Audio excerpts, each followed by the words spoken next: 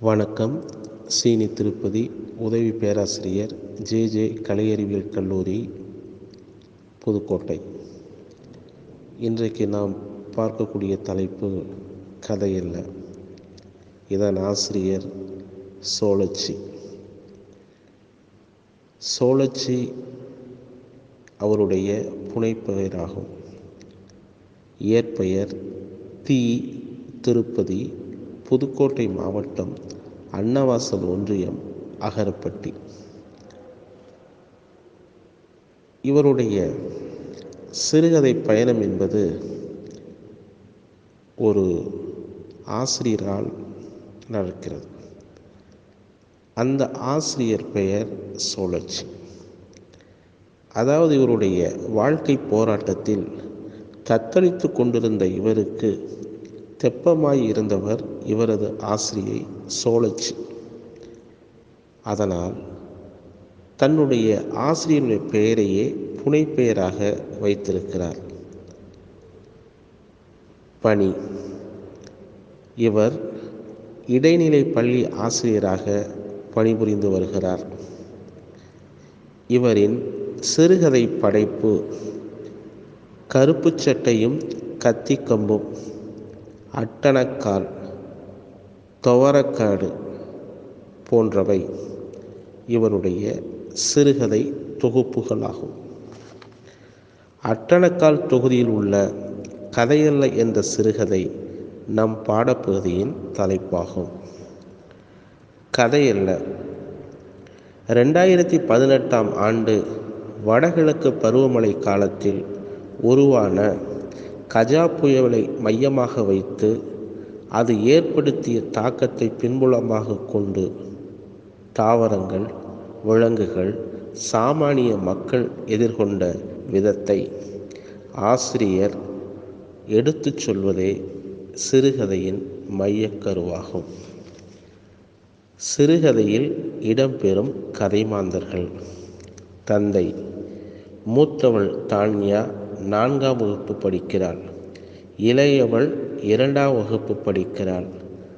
சின்னத்தம்பி வீட்டில் அருகில் இருக்கக்கூடிய ஒருவர்.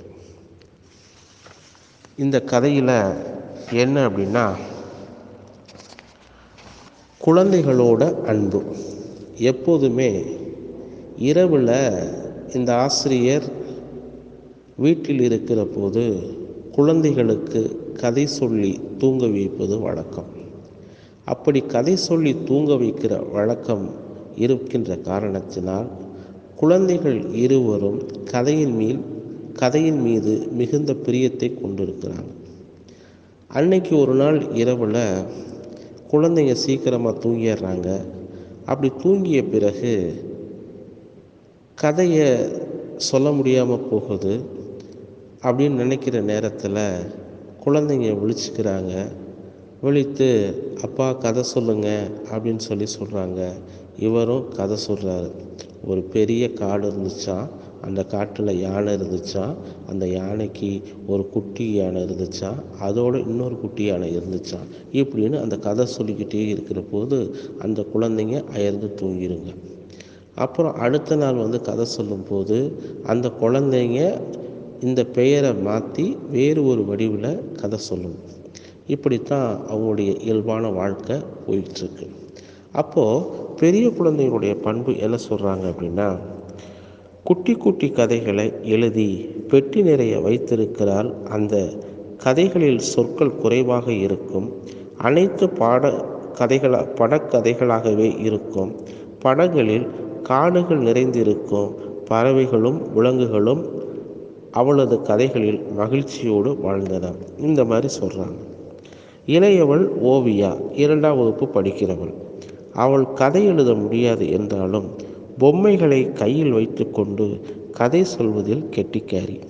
அவள் கதை சொல்ல தொடங்கிவிட்டால் ஒவ்வொரு முறையும் அடடா, அழகுடா, ரொம்ப அழகுடா, அப்புறம் சூப்பர் சூப்பர் என்று இடையிடையே சொல்லிக்கொண்டே இருக்க வேண்டும். அது அவள் கதைக்கான அங்கீகாரமாகவே கருதுகிறாள். இவ்வாறு குழந்தைகள் மீது பாசமும் அவருடைய அந்த கதை சொல்லக்கூடிய முயற்சிக்கும் தந்தை அங்கீகாரம் கொடுத்து கொண்டே இருந்தார். ஆனால் அவருடைய தந்தை இவருக்கு கதை சொல்லியிருக்கிறார், இவர் அவருக்கு கதை சொல்லவில்லை என்ற நிலையை பார்க்க முடிகிறது. இவ்வாறு மகிழ்ச்சியாக இருக்கு. அன்னைக்கு இரவு வந்துருச்சு. காலையில் வீட்டுக்கும் பக்கத்தில் இருக்க அந்த ஊரில் 15 வீடு தான் இருக்குது. அப்படி 15 வீடு இருக்கக்கூடிய அந்த ஊரில் சின்னத்தம்பி அண்ணங்க என்பவர் ஒருத்தர் அறிமுகமாகிறாரு. பேசுகிறாரு, தம்பி நம்ம ஊரில் கஜா புயல் வருமா அப்படின்னு கேட்குறாரு. அதுக்கு இந்த ஆசிரியர் சொல்கிறாரு, அண்ணே அதெல்லாம் வராதுண்ணே, நம்ம ஊரே வறட்சியான மாவட்டம், அது எப்படி கஜா புயல் நம்ம ஊருக்கு வரும் அப்படின்னு கேட்குறாரு. அப்படி கேட்ட உடனே 500 பெட்டு கட்டிக்கலாமா, பந்தயம் கட்டிக்கலாமா அப்படின்னு கேட்குறாங்க. உடனடியாக அவரும் சிரிச்சுக்கிட்டே தலையாட்டார், சரி கட்டிக்குவோம் அப்படின்ட்டு. அன்று இரவு வந்துருச்சு. குழந்தைகளை முறையாக தூங்க வைக்கிறாரு. இவரும் படுக்கிறதுக்கு கொஞ்சம் தாமதமாகுது. குழந்தைங்களோடு படுத்திருக்கிறாரு.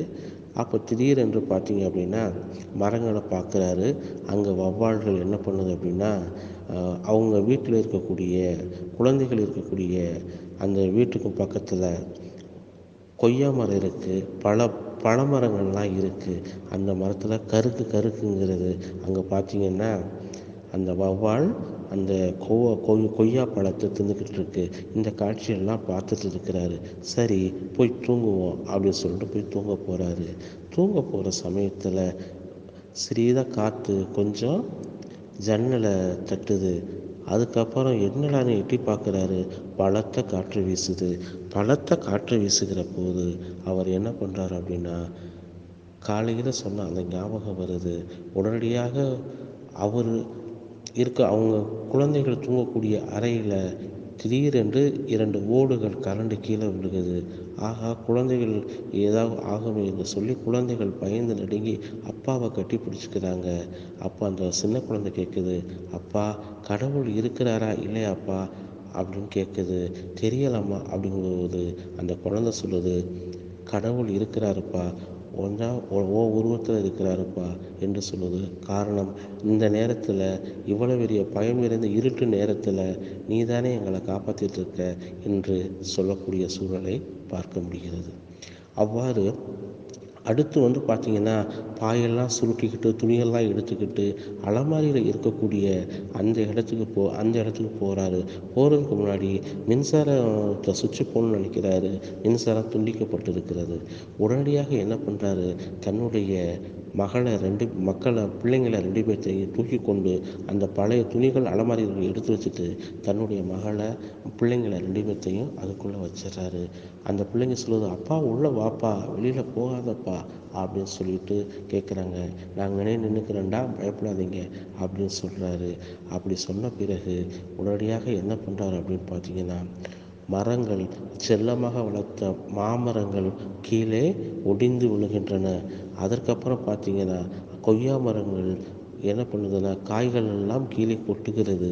இப்படி பல்வேறு மரங்கள் அல்லோலப்பட்டு அந்த காற்றுக்கு ஈடு கொடுக்க முடியாமல் தரையிலே சாய்கிறது.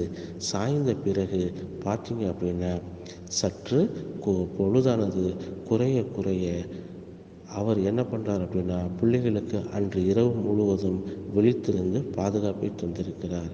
அவர் நினைக்கிறாரு, நம்ம பிள்ளைங்களை இந்த அளவுக்கு நம்ம பாதுகாக்கணும்னு நினைக்கிறாரு. அப்போதைக்கு விடிய காத்தாலைகள் பார்க்குறது சற்று விடிந்து விடுகிறது. விடிய காலையை நோக்கி பொழுதானது வருகிறது.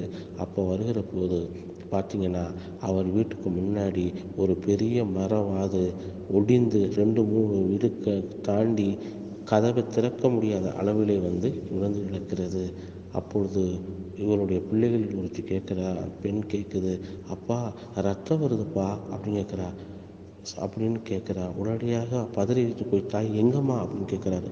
ஏன் உடம்புல இல்லைப்பா, முகத்துலப்பா அப்படின்னு சொல்கிறா அந்த சிறுமி. உடனடியாக பார்க்குறா, நல்ல வழியாக போச்சு, ஏன் முகத்தில் பட்டதுனால எனக்கு பிரச்சனை இல்லை, நான் தாங்கிக்கிட்டேன். என் பிள்ளைங்க மேலே விழுந்திருந்தா நான் இந்த இருட்டில் இந்த கஜா புயல் நேரத்தில் நான் எங்கே போய் மருத்துவரை நாடி இருப்பேன் அப்படின்னு வருந்திக்கிறாரு. அப்படி வருந்திய பிறகு உடனடியாக அவர் எழுந்து அந்த இடத்தை விட்டு பொழுது விடிந்தவுடன் அருகே இருக்கக்கூடிய சின்னத்தம்பி அண்ணன் வீட்டுக்கு செல்கிறாரு. அங்கே பார்த்தீங்கன்னா அவருடைய வீடும் ரொம்ப கோரமாக இருக்குது. அவருடைய மனைவி அப்படியே புலம்பி அழுது கொண்டிருக்கிறார். தன்னுடைய உடைமைகள் அனைத்தையும் இழந்ததை எண்ணி அழுது கொண்டிருக்கிறார். இருவரும் ஒருவரை பார்த்து கொண்டு எதுவும் பேசாமல் மௌனமாய் தலை குனிந்து பிரிந்து செல்கின்றனர். இந்த கதை இந்த அளவுக்கு ஒரு நிலையை எடுத்து சொல்லக்கூடிய, படிக்கிற போது மனதை உருவக்கூடிய அளவிலே இந்த கதையை தந்திருக்கிறார் சோழச்சி. நன்றி மாணவர்களே, நன்றி.